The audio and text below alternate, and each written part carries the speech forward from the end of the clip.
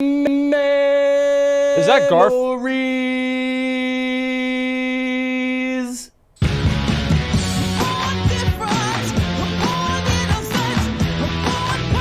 Was that Garfield?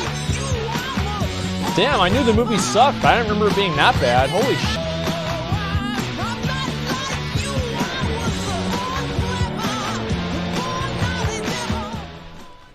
It's no secret by now that the so-called AAA Wait, that had nothing to do with anything else? else? On socially charged gaming experiences. The unsustainably saturated live service marketplace that has given us such award-winning triumphs in excellence. Best value. As Anthem, Fallout 76, and The Culling 2 has brought with it the expectation that we're not supposed to just enjoy and play video games on our own. No. And as for playing any of this shit offline, you're having a laugh.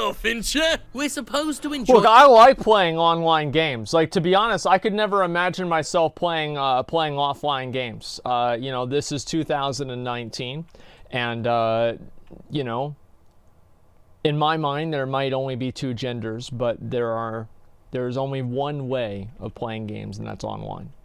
All right. I like playing online games. I love online games. Dark Souls, I play Dark Souls with the invasions up online all the time, off stream. I just can't do it on stream because there's hackers, that's all. I love online games. I always have. I've always been really passionate about them. They're what really gets me excited about video gaming nowadays, is like the online interactions.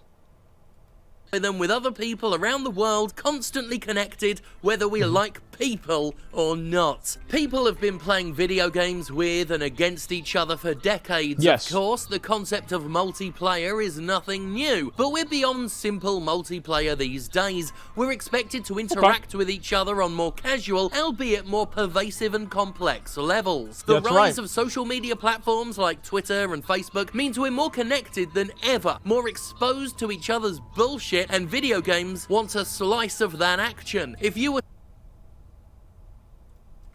Let's just look right here. I want to pause this. I'm gonna just go ahead and minimize this real quick.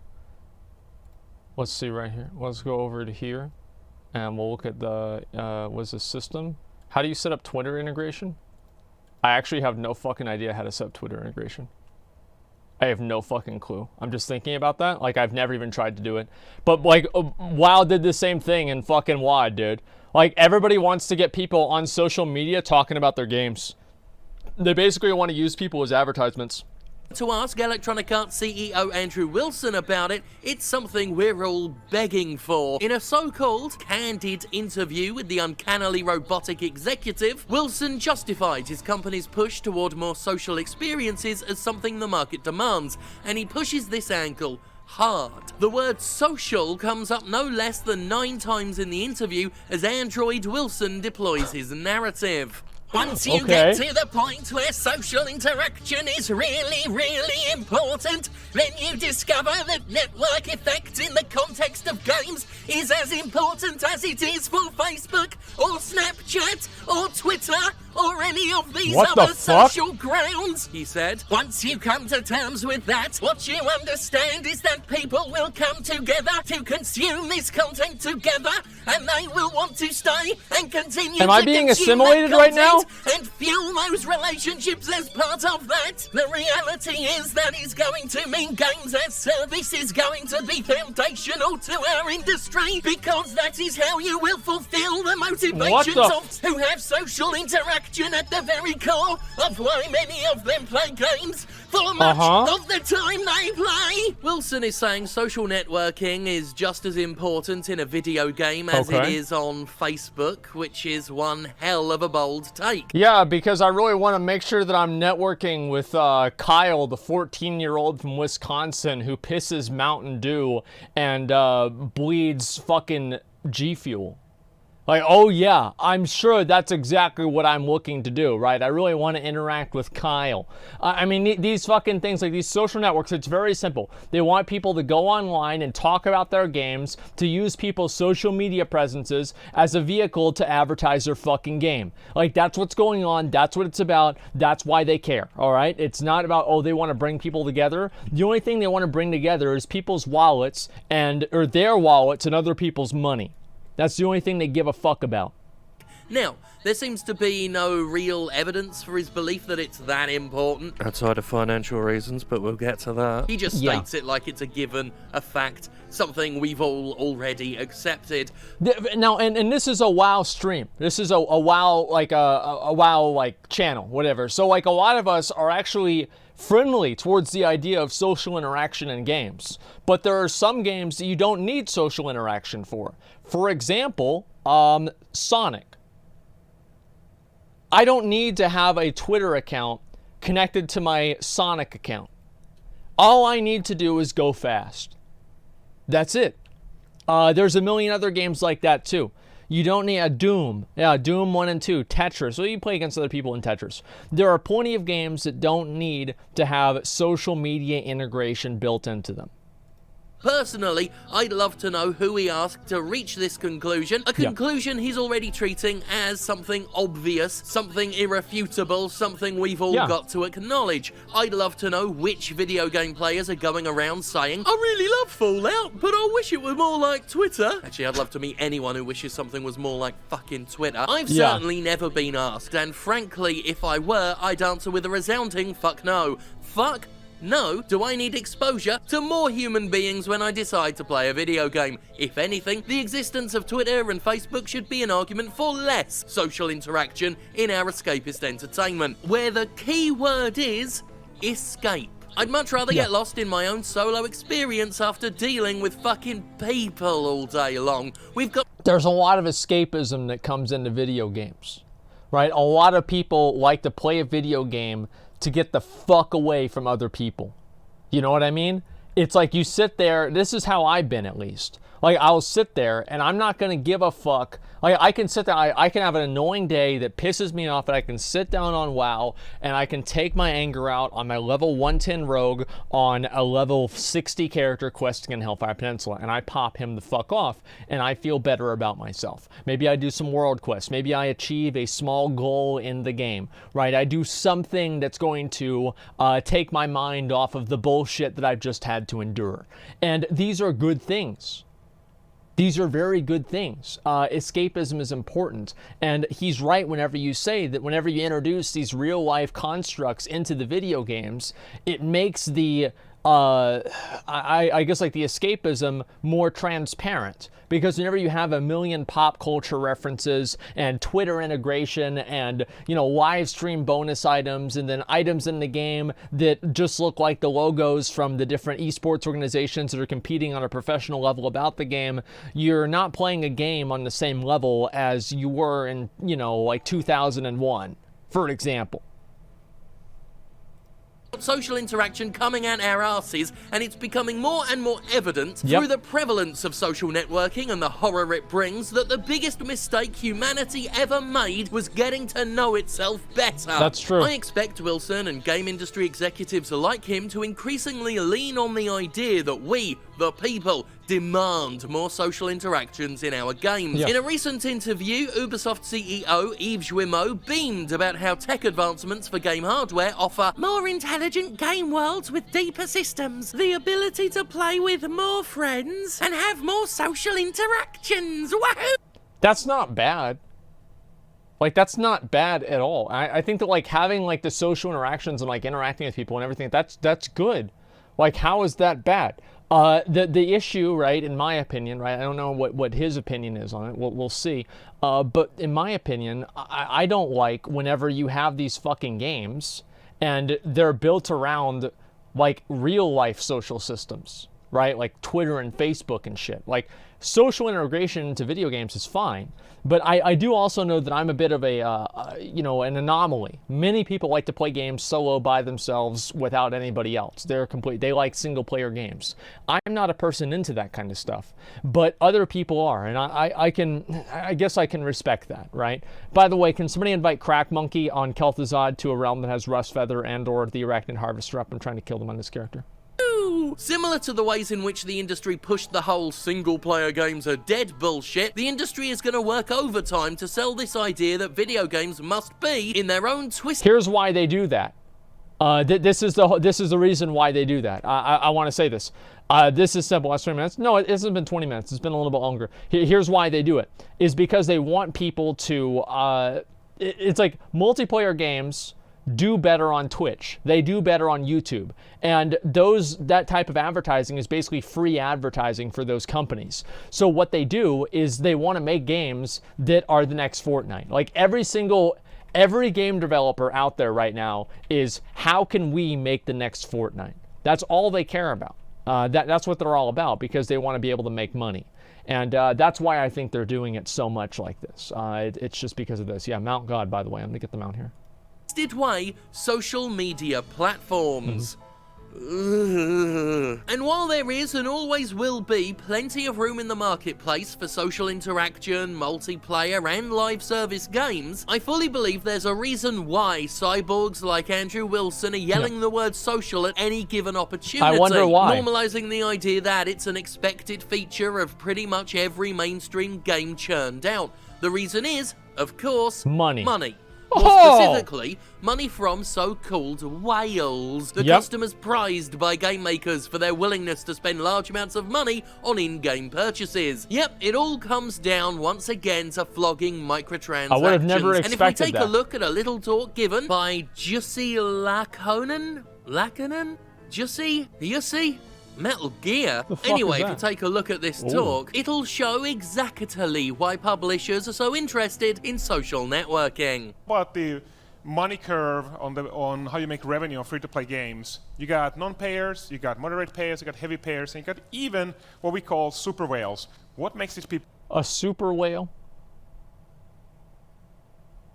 Like, really? You're going to call them a super whale?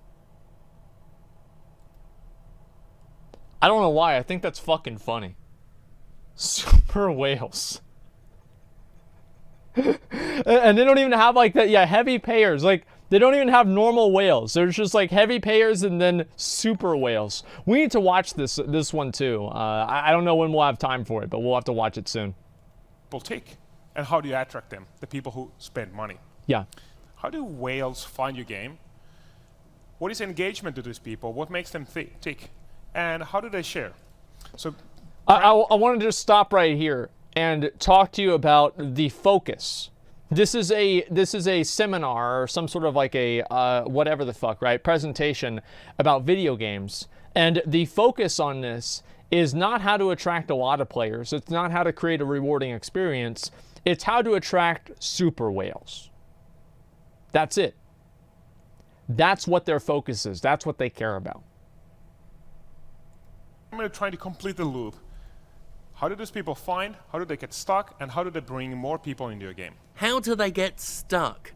Something tells me that wasn't the optimal choice of word, and yet it reveals getting so much. Stuck in the game. In a prior video, we looked at how addiction-based gameplay is allowing the game industry to make money from vulnerable players. And the best part about that, right, we watched this one, the best part about that is you have some fucking dumbass who spends $100 on the game, and then what are they gonna do? Are they going to go play another game? No, because they just spent $100 on this one. So you get that sunk cost fallacy working in their fucking head, and then they start giving you more $100 because now they're invested. They want to put more money into it. Why not just take this game all the way rather than start off on a new game?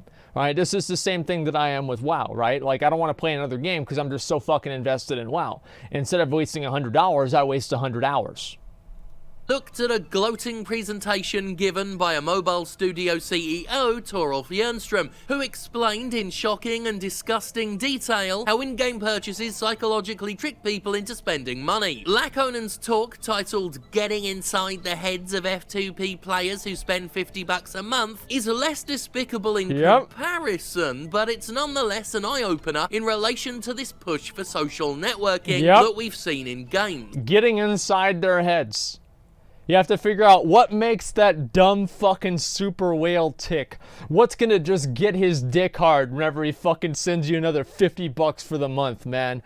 Like, that's what gaming's about now. It's not about having fun. It's not about enjoying yourself. I tagged the rust for it. Don't worry about it. It's not about anything. It's about getting those, like, what makes those super whales tick. That's what it's about, man. Yeah, how can I get somebody to buy a store mount every month? The talk broadens the concept of whales to differentiate between heavy spenders who spend around $10 a month on a game and what Laconan calls super whales, the most desirable sort who can be expected to spend upwards of $50 a month. The most desirable social sort. play into this because we're in our survey we're primarily interested in how does social affect whales. And there's not a huge amount of difference when we think about this. Social features are important for everybody. We didn't see a huge differential when we added into the heavy payers and the super whales. But fundamentally, what's interesting is we think about whales being somehow psychologically sick people who just play alone and they don't have any life. Yes. They're clearly more interested into getting involved in the social features. Social features help in retention. It reinforces that when you go into the game and start spending money, you want to engage with other people. This is really interesting. Which is why, see, what he's saying is actually very true, and I'm gonna talk about this. This is gonna be just a minute here, okay? This is another irrelevant personal anecdote to artificially extend the video length. So, the idea that I had with spitting on people for buying the store mounts works directly against what he's saying. The reason why super whales and people that like to spend a lot of money on games want to show that off is because there's a positive social outcome for that. If you create a negative social outcome for somebody spending money on the game, they will have that, there will be one fewer thing that they can do and gain satisfaction out of their money being spent. So if you remove a reward, you can usually, sometimes depending on what it is, stop the behavior. So if you create a negative social consequence for something, it removes the satisfaction that a person gets for buying the item. Mission Boy, thank you very much for the 10 gifted community subs. I appreciate that very much, man. Thank you, thank you, thank you. Making new in-game friends, in-game chatting, and responding to challenges, and these things are really standing out. Yep, they want to stand out. Last slide, everybody was roughly equal on the social spectrum, slightly more for the super whales.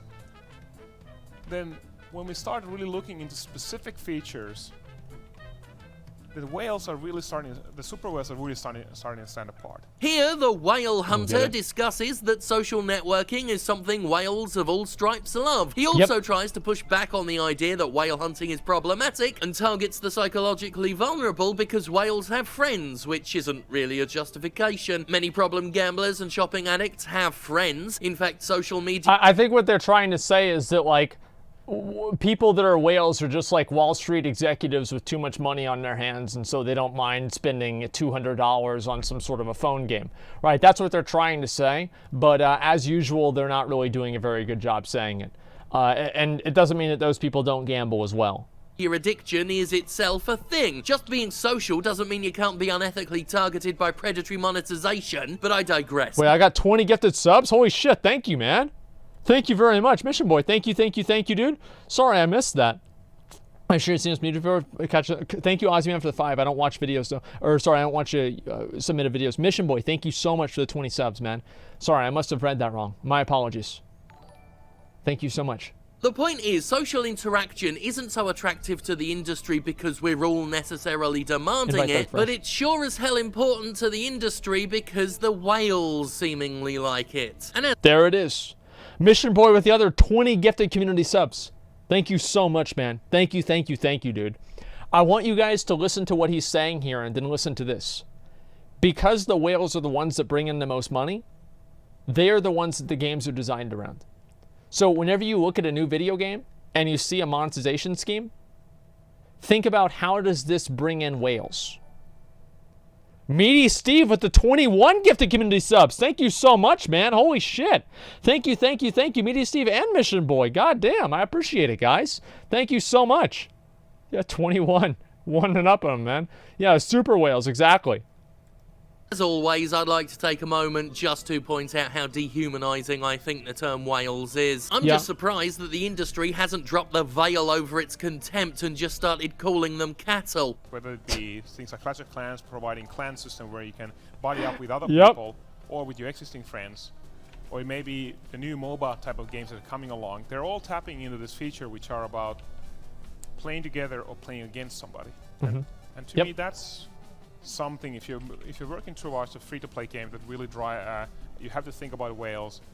I think you really need to start thinking about social as a key driver for these people. If we look at the mobile game in All the people that are at Mission Boy with the 20 more gifted community subs. Thank you so much, Mission Boy. Holy shit. Thank you, dude.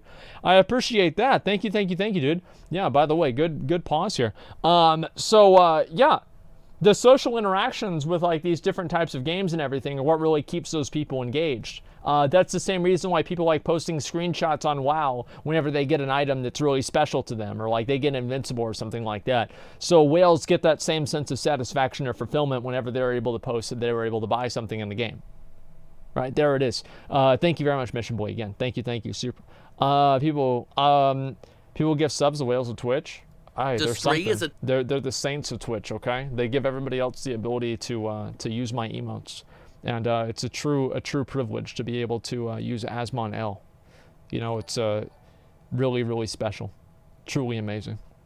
Right, okay, let's go. Testing ground for monetization that makes its way to AAA video games as it seems to be, then it's not hard to see why Android Wilson has such a massive fuck-off boner for social gaming right now. This talk, where super whales were named as retained and driven by social interaction, was delivered in 2014. Not too long before mainstream companies jumped aboard the live service bandwagon in droves. Games like Clash of Clans have long been an obsession for big budget game publishers who see the mountains of cash they make and want to replicate that financial decadence for themselves. In fact, it was in 2014 that I published a video titled The Unholy Trinity of Blind Greedy Bastards, where I discussed how game publishers only see and care about 3 games: Call of Duty, Candy Crush, and of course, Clash of Clans. I learned this from talks with folks within the industry, and in the years since I published it, it's only become more and more clear that these games are indeed the most influential games of their time for all the wrong reasons. But yeah. Incidentally, Clash of Clans is one of several games mentioned in a recent BBC report about kids being tricked into spending hundreds and thousands of pounds of their parents' money on video games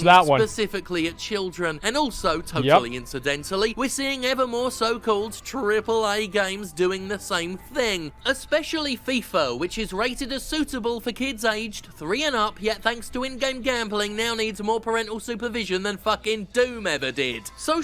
Yeah, that's right. So in Doom, your kid could see blood, but in FIFA, he's gonna clean out your retirement account. I mean, that's actually, you know, which one is worse? I mean, it's really kind of hard to say.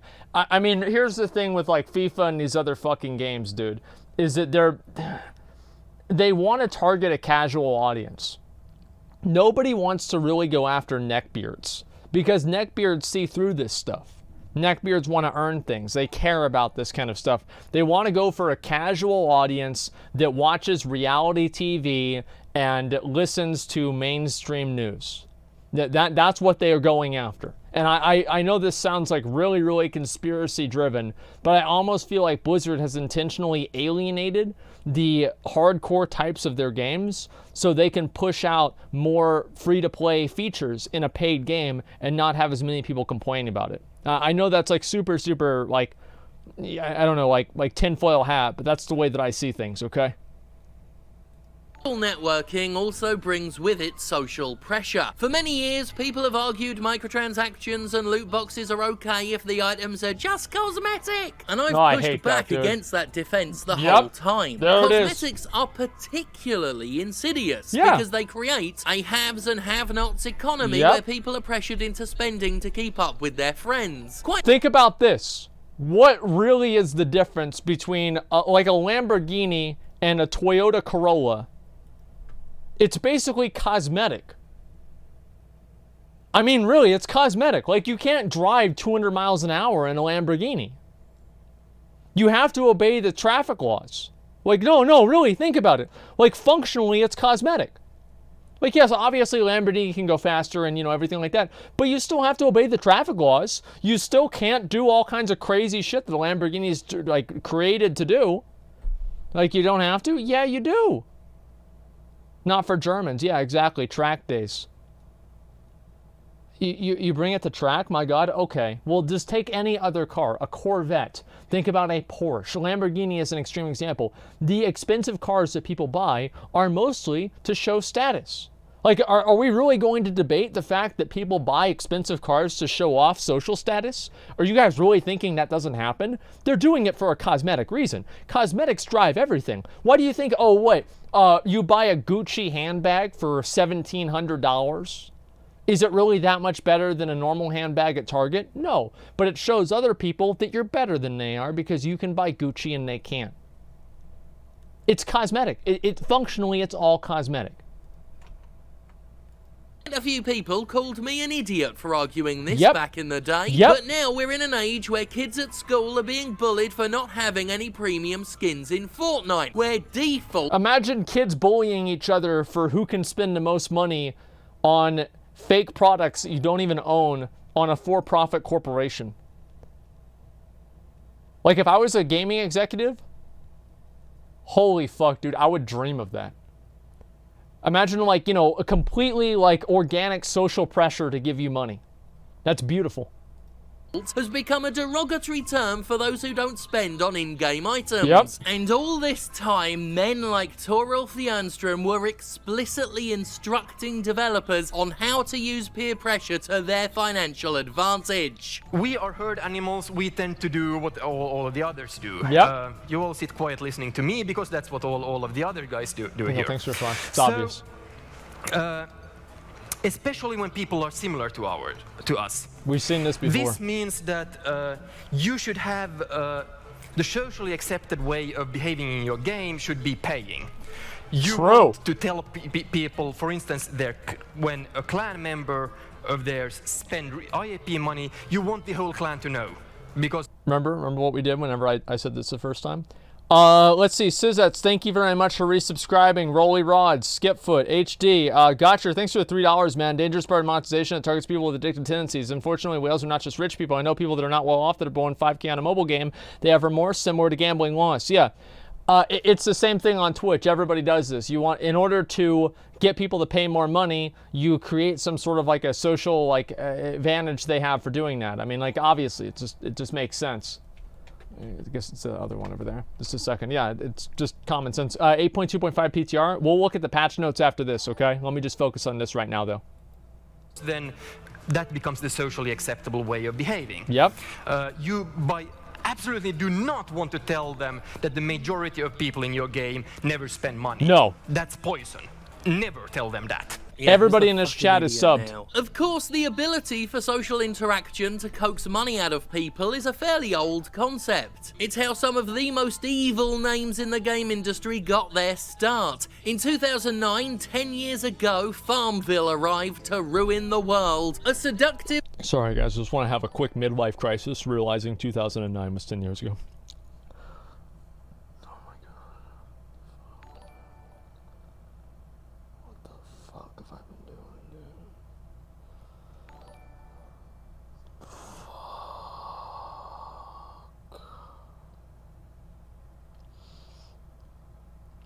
Better times.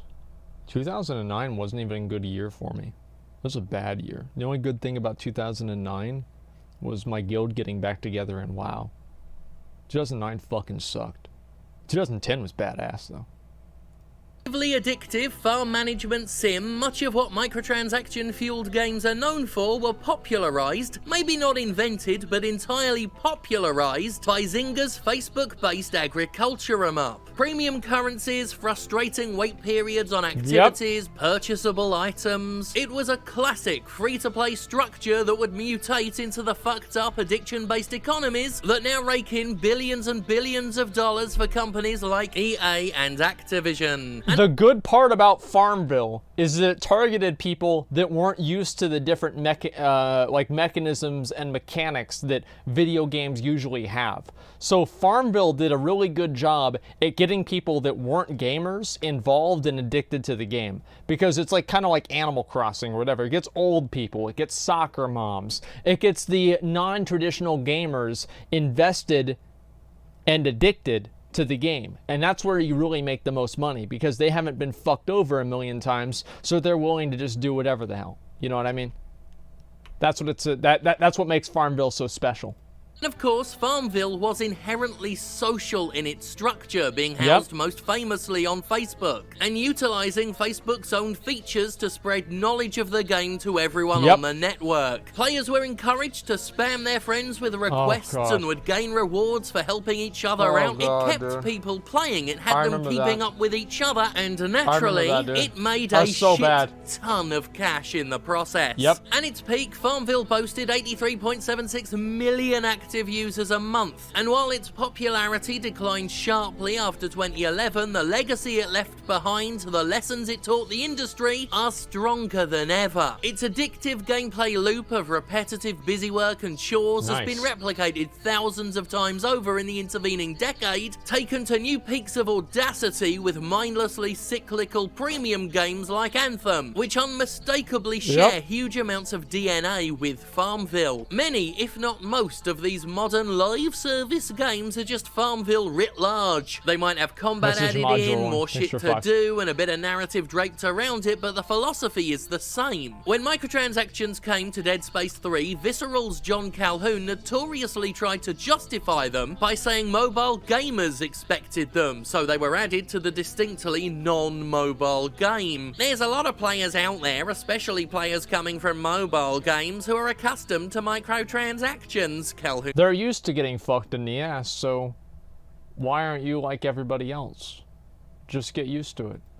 Told CVG. They're like, I need this now, I want this now. They need instant gratification, so we included that option in order to attract those players, so that if they're 5,000 tungsten short of this upgrade, they can have it. Ironically, as we all know, EA CEO Android Wilson needs tungsten to live. At the time, this statement from an EA thrall was mocked and laughed at. Why on earth would you put something in there for mobile players, who are called mobile players because they play on fucking mobile systems? Looking back, however, I don't even care that they say this. I don't care. It doesn't bother me. Do you know what I do care about, though? Is whenever you have these fucking people, these corporate defenders, the Activision Defense Force, that comes out and says and rationalizes all of these different terrible fucking things these games do, and they're defending the companies. Like, the blind fanboys are 1,000 times worse than the actual people that are doing it, because the people that are doing it, I know why they're doing it, to make money. Yeah, duh. But why the fuck is Bill, the Facebook idiot that live streams on Facebook for 6 viewers, complaining because somebody else doesn't want to buy a microtransaction? You don't even have stock in the company. You don't give a fuck. But you're somehow defending this. And that's what I really don't fucking like, is people that are defending this stuff, even though they get nothing out of it, right? Because at least the people that are doing it are defending it because they make money off of it. It's like they're defending getting fucked in the ass, and they're saying, hey, try this. It's great. And seeing how insidiously woven into the fabric of the market microtransactions have become, what Calhoun says now takes on a darker tone. It was a portent of things to come, as well as a candid glimpse into what these executives were thinking. Because in the context of today's market, perhaps what he said wasn't all that stupid. I mean, they got what they wanted, didn't they? They wanted to emulate the avaricious economies of mobile games where knee-jerk purchases, addictive spending, and social pressure make billions. So well, if you're avaricious, you go to, what is it, the 4th or the 3rd circle of hell? Hopefully the developers will go even farther than that. We'll see. Oh, they did. They did copy these things. You wouldn't see them be that blunt about it these days, but back then, what Calhoun said was a bit of honesty. They were just copying the successful shit they saw in mobile games to make money. Yeah, naturally, this honesty is still fucking dressed up in a bunch of insincere bullshit, but the nucleus of truth is plain as day. Calhoun, way back in 2013, the year of Luigi, outlined exactly how they expected to make money by frustrating players and exploiting their frayed patience. I need this now. There it is. There it fucking is. Right there. intentionally creating roadblocks that microtransactions allow you to bypass. That is the way that fucking games work nowadays. Every fucking game has this shit. You have a roadblock and it's like, oh wow, well you can't fucking do this, but if you spend the money, now you can do it. Think about the fucking level boost. What did they do after the level boost? They made leveling take longer. They do this shit fucking everywhere. Why is it? Because there's a profit incentive of making it happen. This is the problem. You don't open this door because then people are going to walk through it. They should have never fucking added this shit into the game in the first place. I can't criticize them for doing it now because they're doing it to make the shareholders happy. The problem is the fact that they opened the door in the first place, because it's just going to get worse and worse. The thing with the convenience, pay for convenience features is it creates a profit incentive to make the game without those features inconvenient. I am so fucking sick of this shit, dude. It happens in WoW. It happens in WoW, and it's a paid game. You pay a sub for it, still happens. What the fuck? Can somebody invite me to roll Rust Feathers up? I want this now, he says. I need this now. I want this now. Yep. I shouldn't have laughed at that mobile player's line back in 2013. Yep. Because right now in 2019, it's not a joke. It's just the way things are. It's and certainly while not all this funny. is going on, we have mobile game executives delivering their little presentations about how you should trick players into spending for instant gratification. How Yep. peer pressure should be used to make spending the socially acceptable. This guy loves store mounts right here. This guy fucking loves it. It's his favorite thing. His favorite mount, guess what his favorite mount is? Hogrus. Like, he loves that mount so much. Norm, and how these super whales love social interactivity more than anyone else. Just like when the game industry told you that you don't like linear, story-driven, single-player games, the game industry wants to tell you that you want all your games to be social. That it's as important to your experience in a game as it is to Twitter, Facebook, and Snapchat. And it's a crock of shit. So True! I'll be right back. I need to take a piss. Whenever I get back, I'm gonna get this mount. Just a second. Give me that mount. Give me that fucking mount. Give me that fucking mount. Fuck!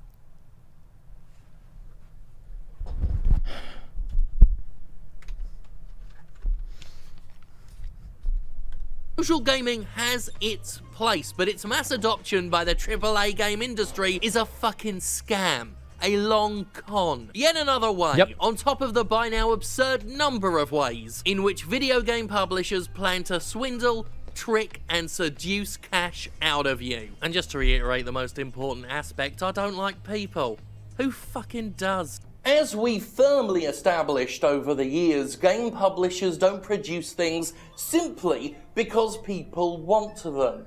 Obviously they do things there's a market for, but the sole reason, the primary reason, is not because people want stuff. No. If they produced things just because people wanted them, there wouldn't be so many Kickstarters for things people want. No. They do things because they sense an opportunity to make extreme That's a good way to look at it. money. Not just a good amount of money, a moderate amount of money, even an impressive amount of money. As we have talked about for many years on this show, game publishers don't just want money, they want all of the money in the world. Hey, that's why we can't just have whales anymore for these people. They don't just have whales, they have their heavy spenders and their super whales. Yeah, that's actually really funny. They just keep wanting more. Well, we don't want whales anymore. We want super whales. What are they gonna want after that? Fucking Godzilla? I don't know. This is insane. Because they've hit the limit, I guess, on just focusing on all of the whales. Now they need to find out how to finely tune themselves to get their psychological Omega whales, people who are even more willing to spend money than the people who are already willing to spend loads of money. There is no end to what they do. There is no limit to what they want. That's why monetization has gotten worse and worse and worse. And I've asked on this show before, where does it end? Where does it end when we have a game coming It doesn't. out, and we have a game with multiple doesn't deluxe editions, silver editions, gold editions, half a dozen different collectors. The Best Buy edition, the pre-order edition, the pre-order at Best Buy edition, the EB Games edition, the Walmart edition, the Walmart bundle pack edition with the console that also allows you to access a certain character that's only accessible by buying it through Walmart. There's the Amazon edition, the Amazon Prime edition, the Amazon Prime rewards if you buy the game with Amazon Prime. There's 8 of 6 different consoles. Yeah, I mean, this is the intellectual edition. Well, that edition is not buying the game at all. But listen, this is crazy. There's too many fucking editions.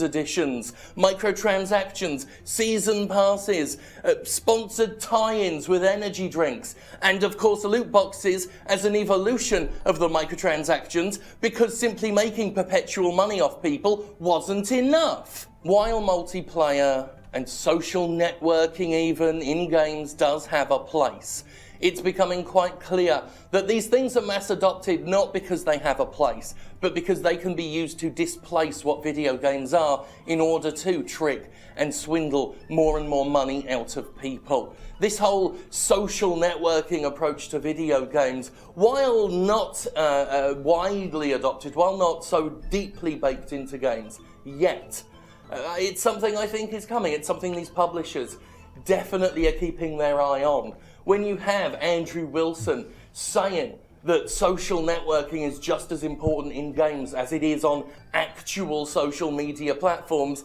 Well, it's certainly more important than gameplay to them.